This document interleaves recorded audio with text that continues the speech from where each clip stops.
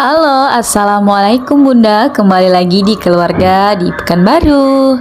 Nah, Bunda, siapa yang udah bosen makan perdagingan ini semenjak hari Lebaran Idul Adha? Kalau keluarga kami sendiri 2 hari ngesop ya Bunda, ngesop daging. Kemudian 5 harinya kami itu ngerendang. Bayangkan ya Bunda, seminggu itu makan daging aja sampai bosen banget ya. Akhirnya ini aku putusin aja makan mie ya Bunda besokannya. Sebenarnya bukan masalah masaknya itu berturut-turut masak daging aja, cuman waktu ngesop itu posisinya kan lumayan banyak ya Bunda ya, jadi 2 hari baru habis. Kemudian ngerendangnya juga 1 kuali gitu, akhirnya sampai 5 hari rendangnya baru habis. Oh Bunda-bunda, teman online aku diapain ini daging kurbannya. By the way, ini adalah first time pertama kali aku buat video panjang ya Bunda. Semoga aja video aku ini bisa menginspirasi, bermanfaat, dan juga berfaedah untuk bunda-bunda semua.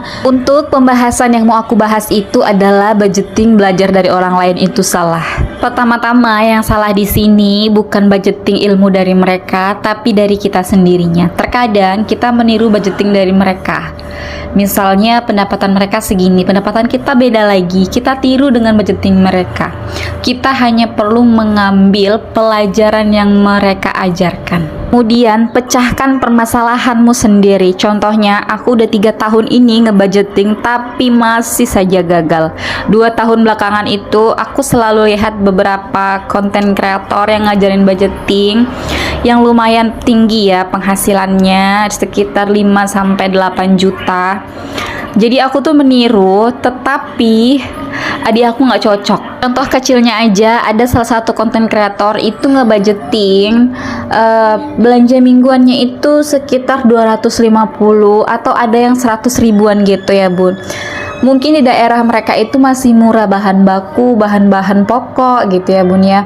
Sementara kalau untuk di daerah aku sendiri di Pekanbaru itu masih terbilang mahal ya Bunda, bahan-bahan pokok, bahan pangan. Jadi kalau kita sesuaikan budgetnya dengan mereka itu bakalan hancur gitu ya Bunda. Menurut aku kita harus realistis, budgetingnya itu harus benar-benar realistis, sesuaikan dengan daerah masing-masing, pengeluaran kita, kemudian jumlah keluarga kita juga.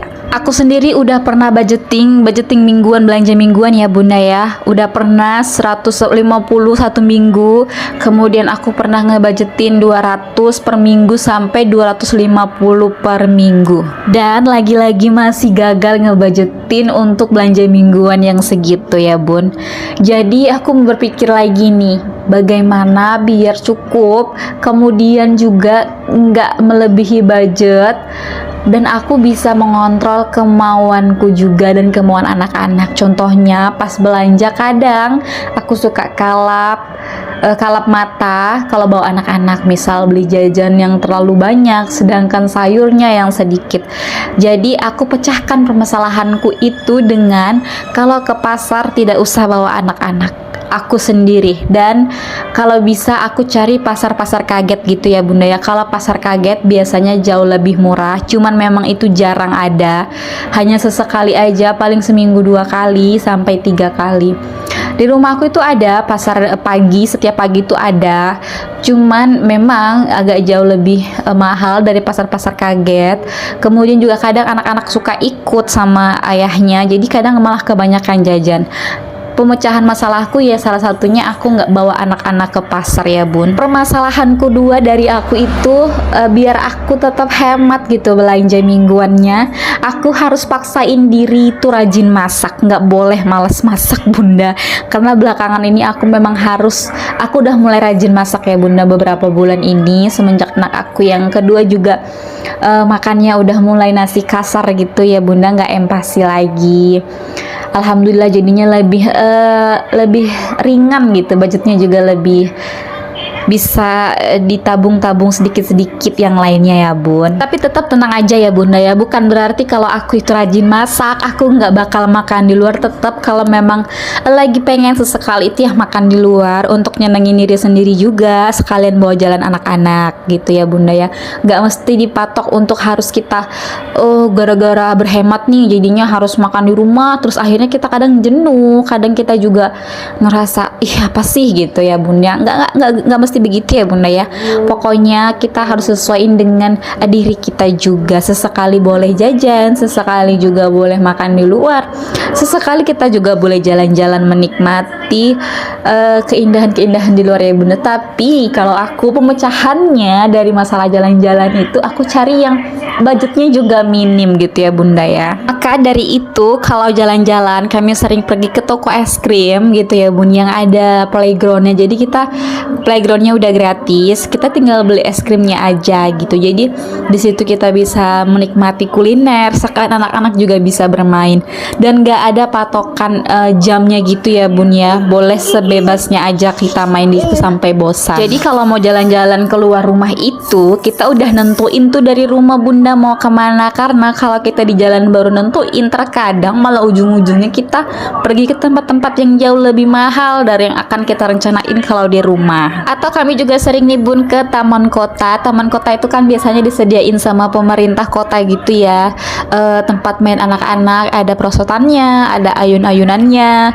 Jadi itu jauh lebih murah juga loh, gratis. Kita paling cuma tinggal bawa air putih dari rumah atau kita beli jajanan 1000-an aja, kayak yang mungkin permen atau roti-roti 1000-an gitu aja bun. Kami juga sering kalau lagi memang nggak ada duit nih akhir-akhir bulan udah bener-bener res gitu ya bun ya, itu kami pergi ke taman kota tanpa duit sepeser pun, tinggal bawa air putih jajan 10.000 aja udah bunda, hemat banget ya kan bun. Tapi kalau mungkin untuk di desa aku rasa memang nggak ada taman-taman kota gitu ya bun, soalnya aku juga di desaku nggak ada taman kota gitu. Jadi kalau pulang kampung aku tuh nggak tahu mau bawa anakku tuh berjalan kemana, sampai lupa ya bun. Ngomong-ngomong masalah problematika budgeting, sampai aku tuh lupa ngasih resep si mie goreng aku kali ini. Aku kali ini tuh bikin mie goreng Jawa bun, jadi itu untuk seharian ya bun, karena dia bukan mie instan, jadi menurut aku bisa aja untuk seharian untuk anak-anak dan juga aku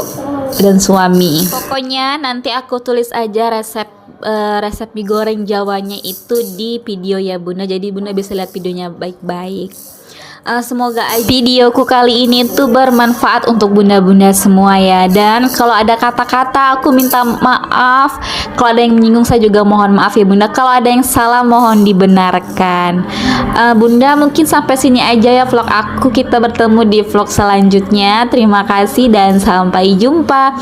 Jangan lupa like dan subscribe-nya ya bunda. Terima kasih sudah menonton dan sudi mendengarkan cerita aku. Assalamualaikum warahmatullahi wabarakatuh.